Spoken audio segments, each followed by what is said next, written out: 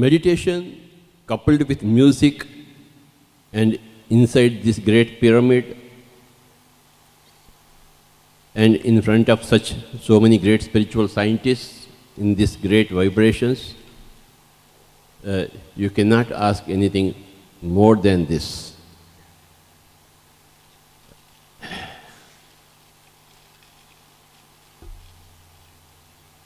Whenever you want to get charged, you must go into meditation. In your worldly activity, in your physical activity, in your mental activity, in your intellectual activity, you have to expend a lot of energy to get the work done. When you are doing work, the energy is getting discharged, and gradually you will come at a low point of energy. Then that is the time for you to recharge yourself through closing your eyes and observing your breathing. Normal, natural, easy, soft, simple, tender, peaceful, tranquil breathing.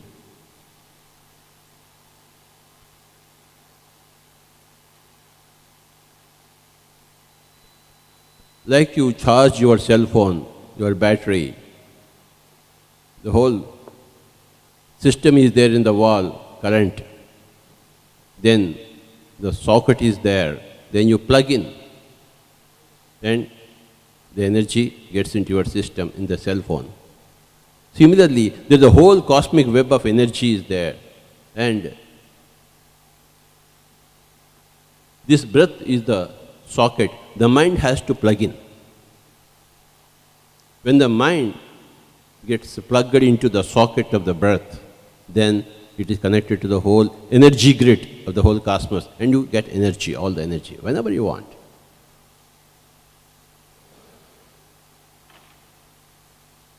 So from time to time, as you charge your cell phone, from time to time you charge your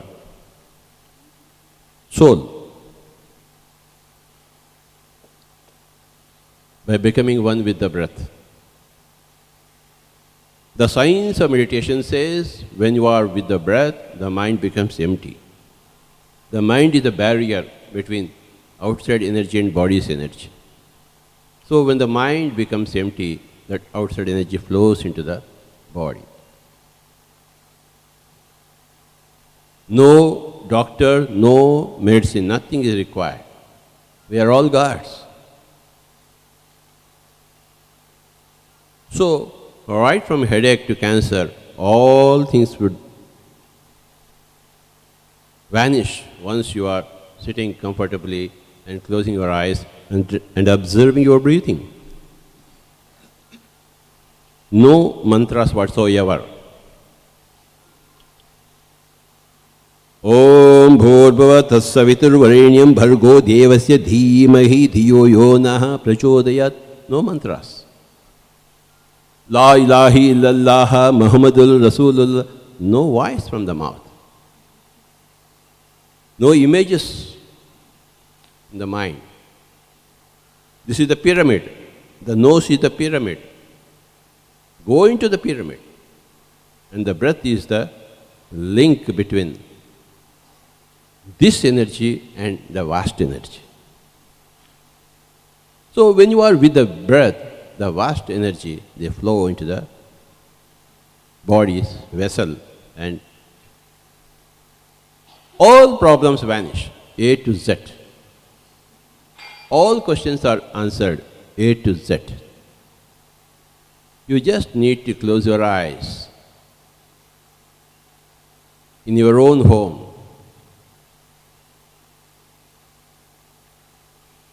And keep observing the breathing.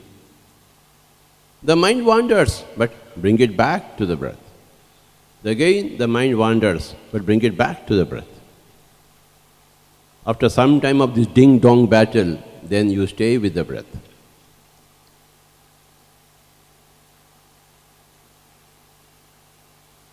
The science of meditation is the mother of all other sciences.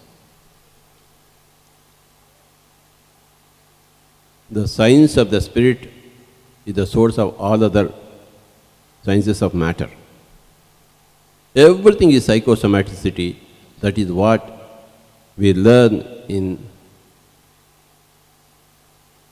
spiritual science field.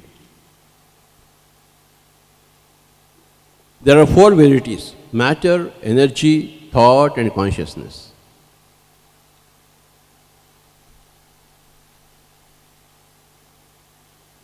E is equal to mc square, matter is energy, we all know that. Now, energy is produced whenever your thought, energy is directed wherever your thought. Who directs energy? Where does the energy flow? Wherever you want it to flow, it will flow there. The thought guides the energy.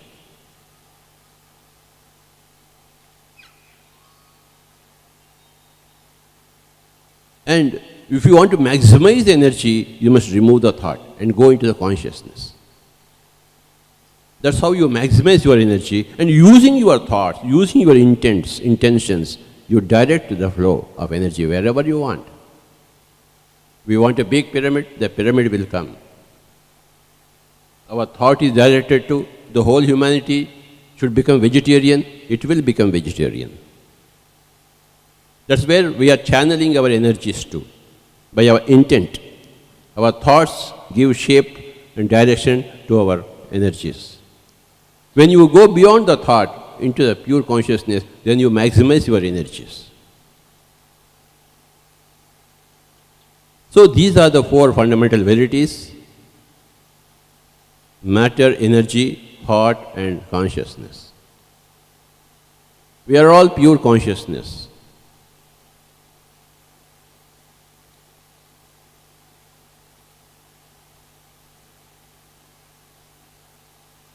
We are all individual consciousnesses, plus we are all one mega group consciousness. When you understand that you are not this physical body, you are a pure consciousness, that is called as self-realization. When you understand that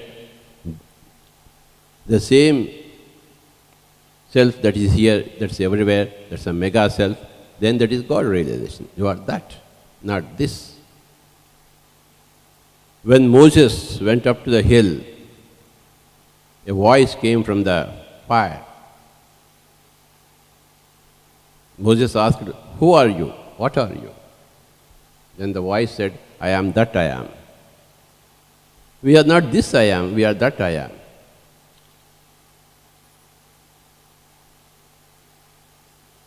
Although we are the vast mega self, we also exist simultaneously in a paradoxical way as an individual consciousness. And while in the physical body, we have a mind, which is not an illusion, which is an instrument for us to use, manage things while we are in the physical body. That portion of soul which is extended into the body, controls the body, is called as the mind.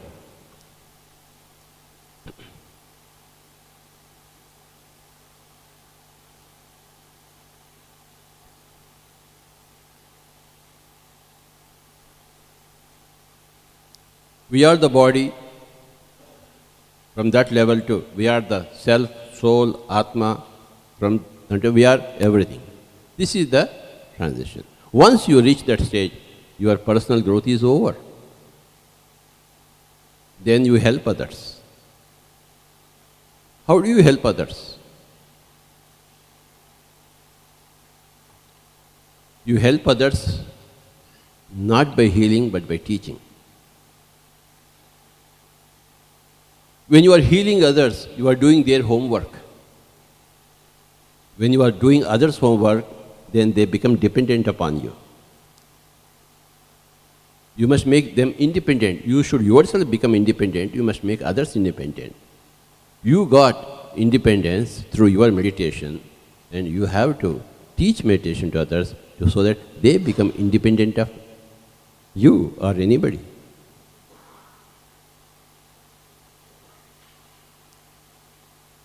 Nobody should do the homework of anybody else. We should teach them, educate them, but the homework has to be done by every soul. Their karma, they have to remove it. Very rare emergency cases, a little help can be given as an exception, but not as a rule. So, in the pyramid spiritual societies movement, we don't heal anybody. Nor we think about healing ourselves. No. If I got cancer, I have to have cancer. There's a reason for that cancer.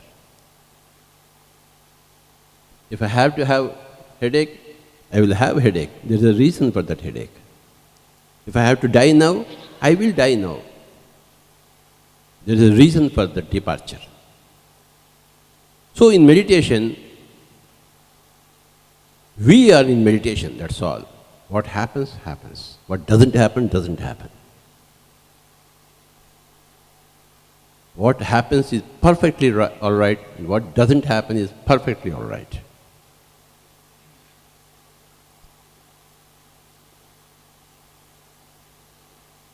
We don't make any extra efforts, extra intentions to change any reality. Every reality is reality. It's a magnificent reality, precisely designed for you to give some particular pay packet. If you are poor, your poverty teaches you many things. If you are rich, your riches give you many opportunities.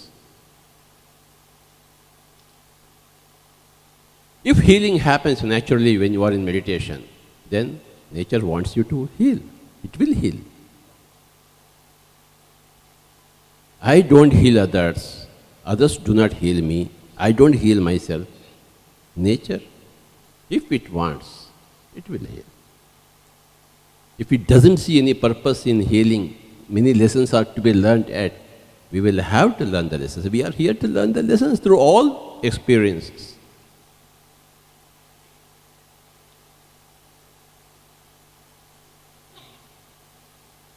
Which experience is bad, negative, not useful?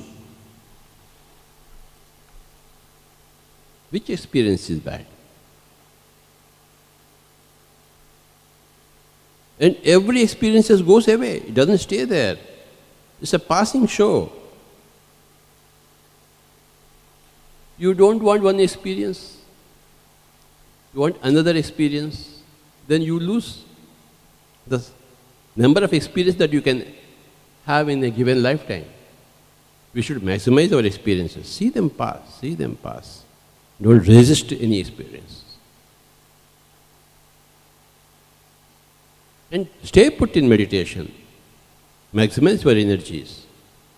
And when not in meditation, we have to utilize our energies by using our thought for the best purpose of the whole being kind. Every reality is welcome. We celebrate birth, we celebrate death, we celebrate not coming here. We won't come onto the earth if we don't want to come here. There is nothing wrong in not choosing to come here. Everything is right everywhere. But we have chosen to come here to be our best at any given time. When we are at our best, best flows from us all around. When we are at our worst, the worst flows. So it is our duty to see that we are always at our best through meditation. Meditation gives everything to every person.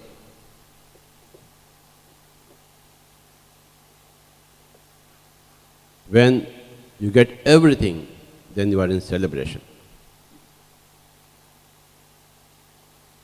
Celebration, celebration, celebration. Meditation, meditation, meditation. Celebration, celebration, celebration.